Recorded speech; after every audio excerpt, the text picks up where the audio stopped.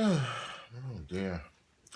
Hello, good afternoon, and welcome. Daniel Jugenis coming to you from London in the United Kingdom, and I trust you are well and safe wherever you are in the world.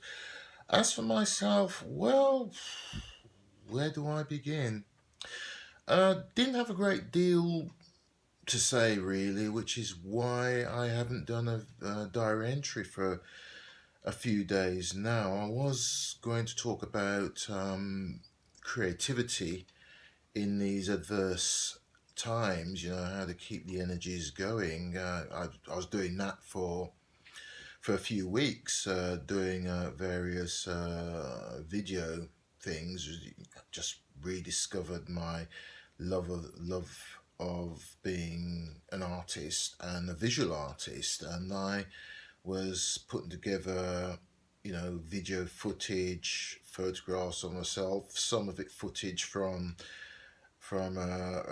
records I made for this video diary that was still on my iPhone, and put together with background music and produce something. I don't know. You could call it mood videos or video moods, as I've got a Instagram series set up under that name, and a lot of these things got uploaded to there. So Instagram's really brilliant for such things, far more than Facebook, though Facebook owns it, so the stuff ends up on Facebook anyway. Nobody's made any comments or anything like that, but then you never really know whether people are reading or watching what you produce until you might meet them by chance, and it comes up in the conversation. You think, oh right, oh, they actually read my blog, they actually watch my videos, they actually look at my Facebook, Twitter, and Instagram account. That's cool. That's cool. Well, I've just completed a video interview for a 9 to 5 job. Well, we all have to live, we all have to pay the bills. It's based not too far from where I am. Do I really want to do it? No, I'd rather be working on film or being on the stage, but needs must, TV and film industries pretty much closed down. There's nothing going on in the theatres, the cinemas, everything's closed down, everything's on hold. And I think I said before, I never dreamed I would be seeing this in my lifetime, but there you go. It's here.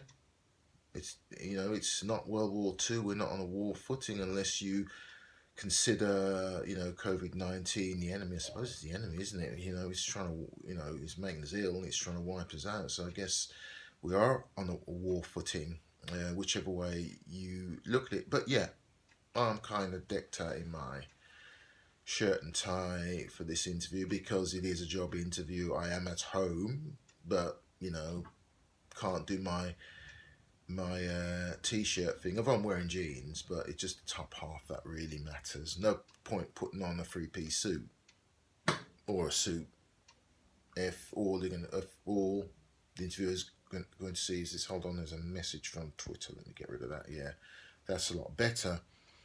So yeah, that's something that's been around for about a week and a half. So I'm kind of glad that I've done it.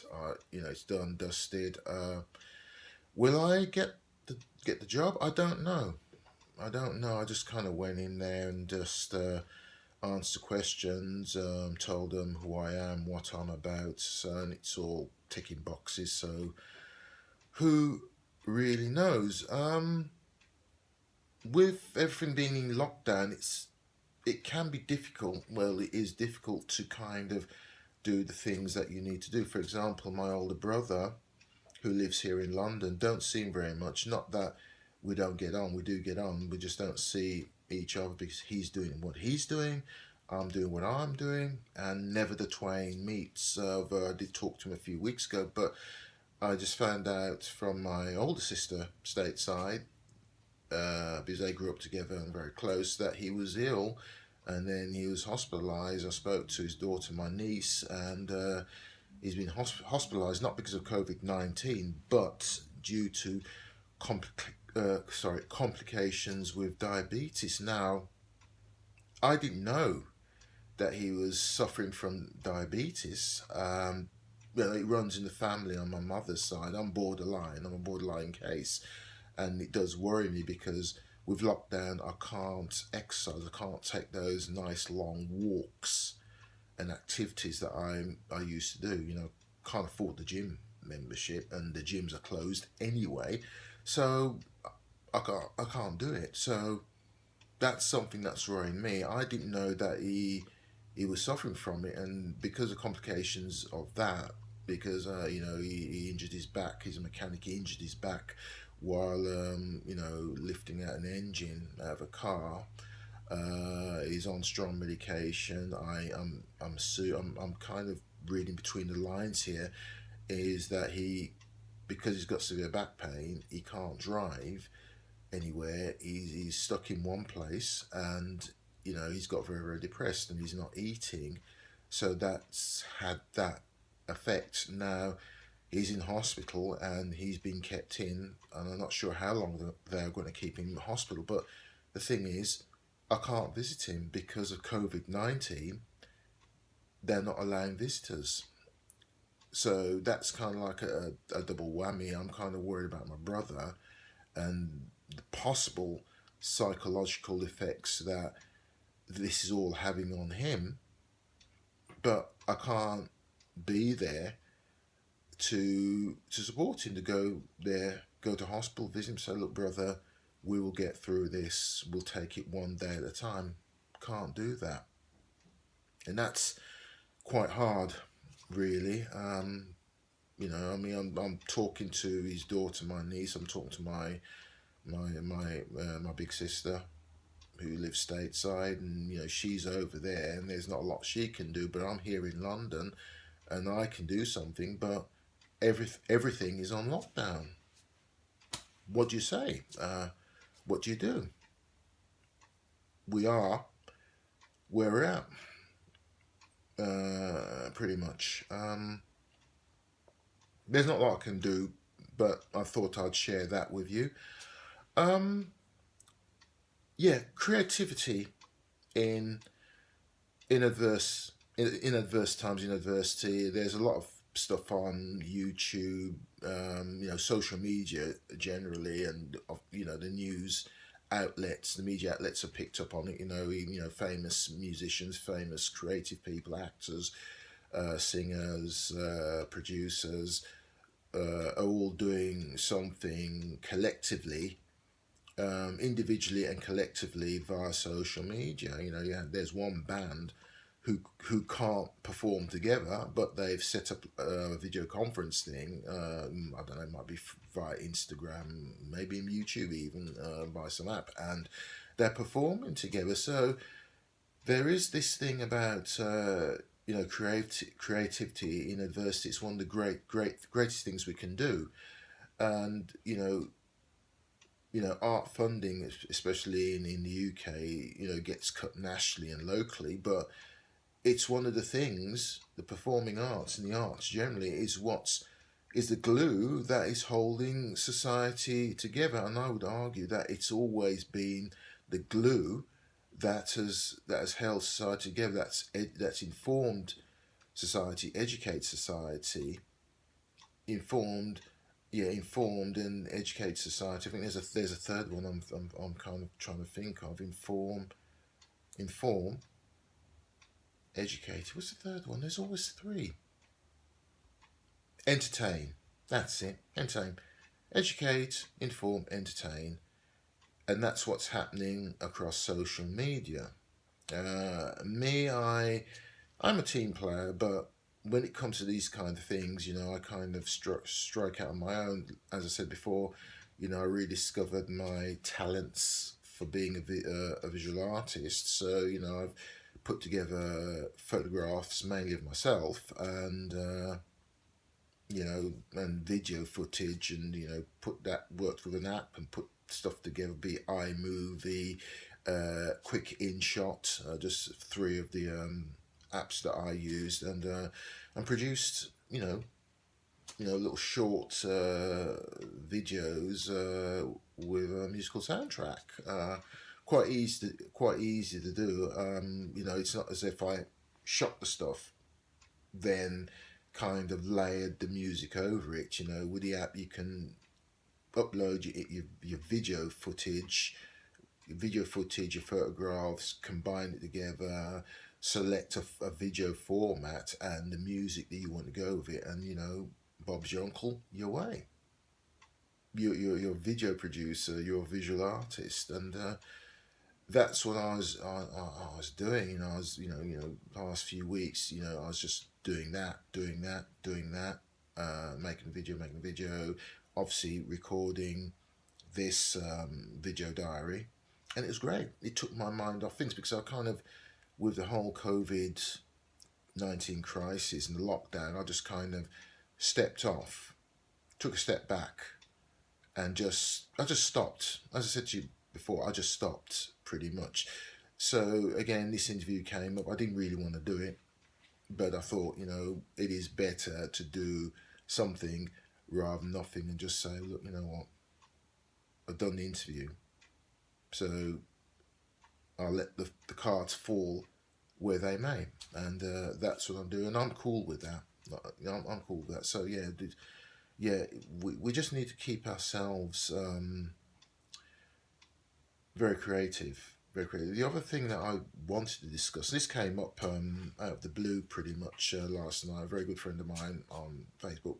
We worked together on a film, and we kept in touch via Facebook over the years. But there was something that came up on his Facebook thread, and this was about respecting people irrespective of what their political colours may be. And I kind of went along with that, but then I got into an interesting conversation with somebody who's a lot more knowledgeable than I am on the subject of socialism. Now, socialism, I'm not sure about anywhere else. In the United States, it doesn't exist. It's fiercely resisted. Message has come up here. Yeah, it's fiercely resisted stateside. In Europe, it's there's countries that have a kind of socialist policy, or policy, and it kind of works. In the UK, it's kind of like a love hate relationship, because most of the British institutions are conservative leaning, right wing leaning. It's a capitalist. We are a capitalist society, but there have been socialist governments and there have been elements of socialism. The welfare state, the National Health Service, universal health care. These things have come from socialism, but the problem is, in the UK we have a very hostile right wing media that is very anti-socialist. So once one starts talking about socialism, it's very hard to get past the negativity of socialism, because it's in the back of the people's mind. If you're reading the press, the UK press, it is very right wing. It's very hostile towards socialism and socialist politicians. Like former Labour Party leader Jeremy Corbyn. He's an old school socialist. The daggers are out. I don't think the Labour Party really stood a chance of being elected to government with him as leader, and they wasn't. Excuse me one moment, these messages keep on coming up, get rid of them. Yeah, so you've got that thing, and unfortunately I upset my friend because I was going on with it. There's a lot of it he didn't agree with. I got my facts wrong. I probably had, but it was a debate. We kind of sorted it out later, things like that. And I apologise because I kind of got into this conversation with another contributor to his thread, and it just went that way. Whereas I should have taken the conversation out from his conversation thread and did it, via Facebook Messenger, which I should have done. But hey, you kind of get onto it wasn't a rant really. I mean, one could say it was an ideological um, conversation I was having. I mean, socialism is not an ideology. It's not a religion with me, as I've said before and elsewhere. I'm a Democrat. I look at the arguments of both sides of the debate, whether it's on the right, on the left, centre, and I form my own opinion. And my opinion regarding socialism is that in the post World War II period, and a socialist Labour government was elected, and we had the welfare state, we had universal health care, and a massive house building. All these things are undeniable, but for the past 40 years, Britain has been in a post-socialist period, and is pretty much a post-socialist society. So you're not going to. I mean, Jeremy Corbyn, and as leader of the Labour Party, with the policies he's pushing, that was never going to happen. That's quite clear. It's history now, and people look back at that and see it as so. But there have been examples of when the Labour Party was unelectable. It was unelectable under the leadership of Michael Foot, Neil Kinnock. So the examples are there. But I don't want to get into political history. That was just something that came up, and I had a good think about it. So I'm just sharing that idea. But what's happening now because of the COVID-19 crisis is that a right wing conservative government is actually not pushing a socialist agenda, but they've had to adopt one in these times of crisis. Everything's in lockdown, people are not able to work, so you've got to pay them. It's almost like a universal living wage. I mean, at the moment, if one is self-employed, I think it's 94 pounds GBP. If you are regularly employed, then it is 80% of your salary that you're getting paid every week, each month. So you're on 80% of that. So there is this. So even though it's been fiercely resisted for decades, we're in a situation where many people at the moment, at least in the UK, are on a universal social living wage. I mean, the idea was, I think it was adopted in one of the Scandinavian countries, but I first heard about it in the early 80s, whereby irrespective of whether you're working or you're not working, you get this universal living wage. So if you're working, it's just an extra thing. You can just put it away, save it away. If you are not working, then that is your sole means of income, and maybe it might be topped up with, I don't know, other payments for disability, etc., etc. But it was, to me, with certain socialist leanings, it sounded like a great thing to do. I don't think it was ever going to get anywhere in this country, because it would be seen that it's just going to encourage people not to work. Well, we have a situation, and I hate to say this, but we do have a situation, at least in this country, where some people, not everybody, some people don't want to work. And this is without, a universal living wage. So it's kind of academic, but it's kind of, given where we are now with this current COVID-19 crisis, it's very interesting that new ways of thinking have come to the fore. I mean, the economy is being tanked. That's not a good thing, but it's not just happening in the UK, it's happening everywhere else across the globe. So there has to be a new way of thinking. I mean, how are we going to deal with this, and what are the ramifications coming out of this as well?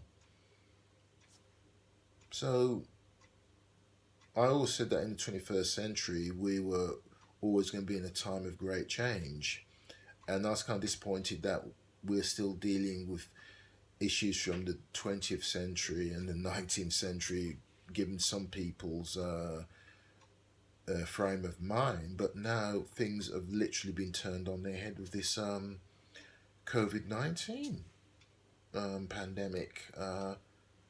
People are at home, people are not working unless they're essential key workers, as we call them. So it's a very interesting yet terrifying time, and I think it's wound people up. And one of the reasons why my friend got upset with me with my discussion on his thread about socialism, and he kind of said this, that we're probably all wound up, and it's on a superficial level until something happens that triggers us up, triggers us off. But that's something, a lesson I learned. I learned a great deal from that discussion, especially the message I shared with him after that, because I didn't see his rebuke initially until much later, and that's when I kind of went back to his thread, apologized, but also, messaged him, personally, and kind of apologized, said, look, shouldn't have happened, but it did, and I'm sorry, and I value your friendship. So that's something good that's come out of it. But pretty much those things are what I wanted to talk about and share with you. I've done the interview. I'm worried about my brother, and not feeling very creative, though I've got to go and do a few creative things. It's just some housekeeping and things like that. So I'm glad to kind of reconnect with you all and have this discussion with you. Do feel free to leave comments. Because I'm recording this on YouTube, it might end up elsewhere, but do feel free to leave a comment and give me your opinion. Okay, so all being well, I will talk to you tomorrow. So I bid you adieu, au revoir, and be good to yourselves, be good to each other, and be safe. And hopefully that's it tomorrow. Take care now. Bye.